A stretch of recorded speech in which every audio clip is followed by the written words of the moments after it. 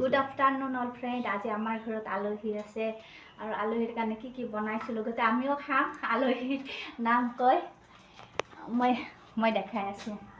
First time হ'ল ইয়াতে আছে ভাত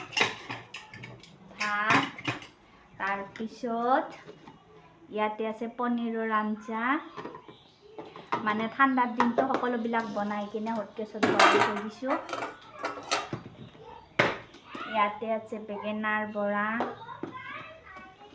তাৰপিছত ইয়াতে আছে সৰু মাছ পিঁয়াজ দি ভাজি। আজি চব্জিবিলাকত একদম মানে চিম্পুলকৈ বনাইছোঁ, সৰু বাচ্চা খাব। ইয়াতে বিন আলু মটৰ ভাজি, তাৰপিছত ইয়াতে আছে দালি, পূৰা ধোঁঙা ওলাই আছে, মানে হটকেছত ভৰাই থৈ দিছোঁ যে। আৰু ইয়াতে আছে মাংস